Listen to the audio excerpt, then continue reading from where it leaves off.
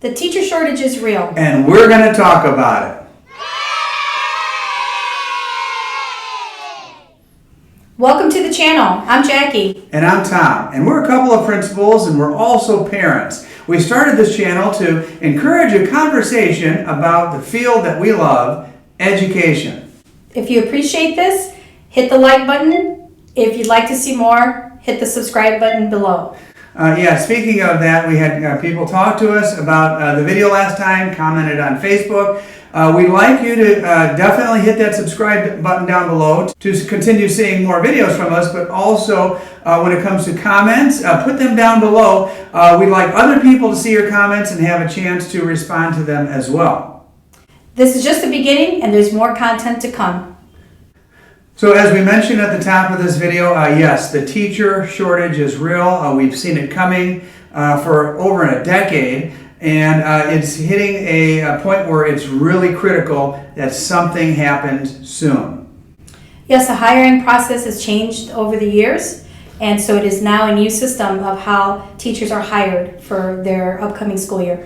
And when you say that, what we really mean is the sheer volume of teachers coming out of college, finishing teacher programs, and applying for open positions that we have in our schools. It used to be that we would have a large number of applicants every time there was an opening, and now that number has decreased and decreased and decreased. Not only in private schools and public schools, everywhere you go, you're hearing educators all over the country say the exact same things. And we have veteran teachers that leave the profession and they are not being replaced. And speaking of replacing them, I happen to be a teacher at a local college, Jackie as well, and I was talking to one of the professors not long ago, and he was explaining to me what was going on in the school's program. Well, just a decade ago, there would be 80 young people accepted into the program. It was a highly selective process. There was a wait list, and now they're somewhere in the neighborhood, if they're lucky, 30. So what does that tell you? This is a situation that cannot be ignored any longer. That is true. And we have young teachers that are finding different careers as well. So they start with us and then they leave to different careers.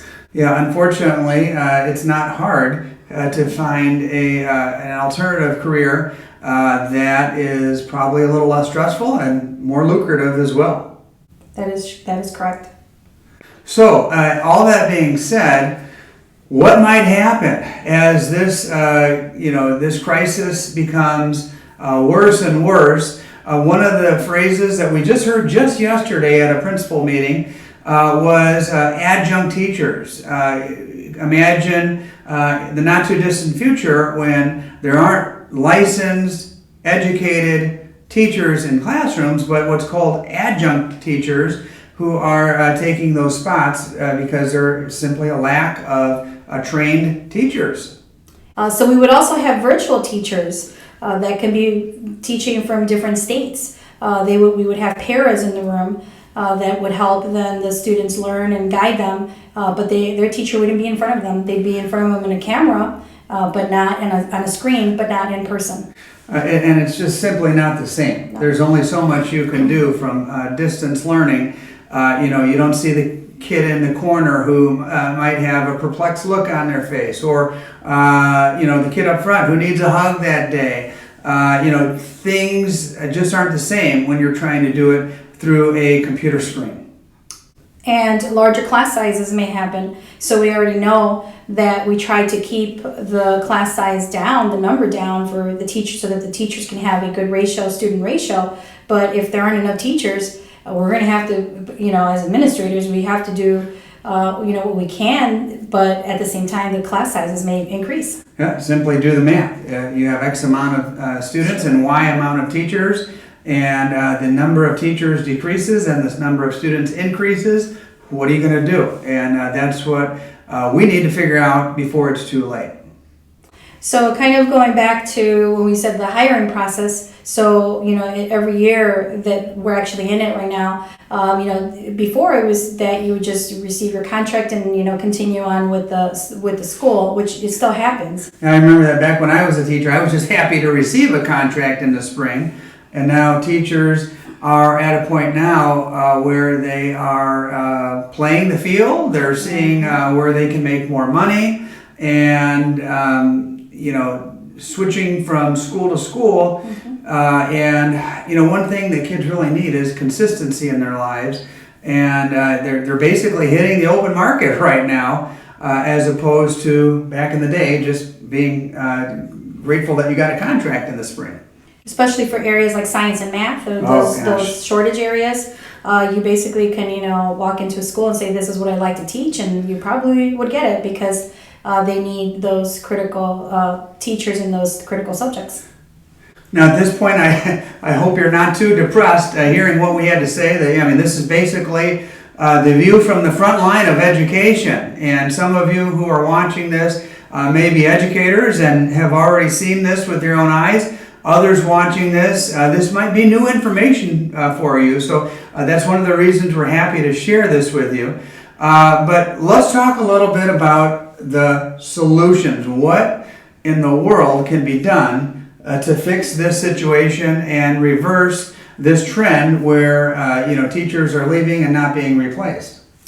That is a very good point, and I think pay. We start with let's look at it. Every other profession, you get paid for doing what you do, and you get rewarded or compensated for that. And this is what we have to do. We have to talk about that with this group of individuals. This is a profession, and this is what they deserve, and this is what they should receive. So there's no other way of getting around it. Pay is the big issue. It would be pretty sad to come out of college and realize that based on the pay that you're receiving, you're still going to be living with mom and dad for a long, long time. You can pay your car note, but as far as affording your own place, that's a very difficult pill to swallow. And not to mention, along the way, you're socked with student loans up the wazoo. And so, that's one of the biggest challenges.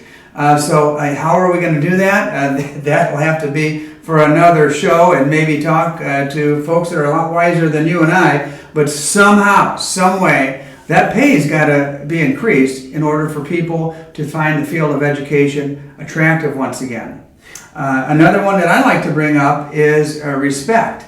In other countries, teachers are revered. In this country, not so much. Educators like us and people who come from families of educators who know what goes into being a good teacher have the utmost respect for teachers, but the general public, I don't know, I just see it kind of lacking.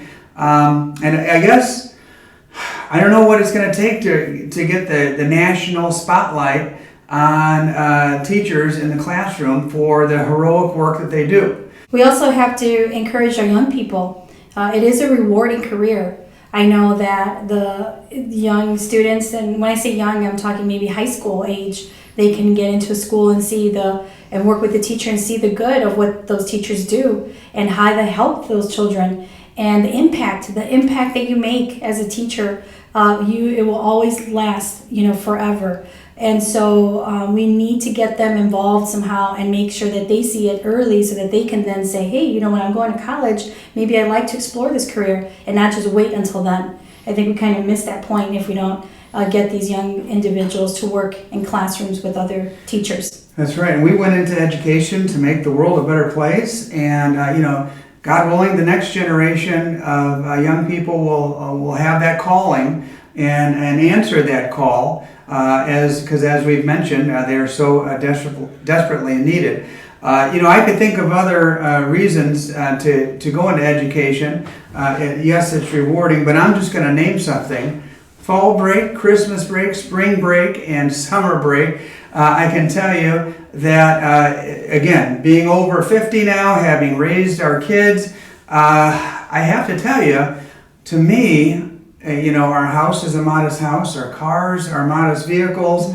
The most precious thing that we have is our time. And we both know plenty of people that get maybe 2-3 weeks of vacation per year. And, the vacations that we've enjoyed together have just been priceless, whether it's going away somewhere nice or sticking around town and doing nature hikes out at the dunes, other things, just that family time, as I look back, is just so valuable. Valuable more than many other of the trappings of life that some folks think are put such a high emphasis on. We also think that politicians, lawmakers, need to listen to educators. Absolutely. And that's a tough one. I think perhaps a topic for another video. But the other people in charge, the superintendents, let's do our best to focus on what's really important. Give our teachers in the classroom what they need. There tends to be a tendency to just pile on and pile on and pile on, and we're not getting the test scores we need, so we need another program and another program. Listen to the teachers and give them what they truly need. Yes, I agree with you. I think that one of the most important things is establishing those relationships with our students. Taking the time to do that, that's number one, and I think that that's the key to making a successful school year. In the first week or the first day of school, all the way to the last day of school. So those relationships, those time with them, building that rapport is super important, and I think that's our number one. Okay, hey, we've thrown a lot of things out there for people to consider, and like I said earlier, go down below, make a comment, and let's start a dialogue. This whole point of this YouTube channel is just to start a conversation and get people talking about the important issues in education. Yes, thank you. Thanks for watching, everybody.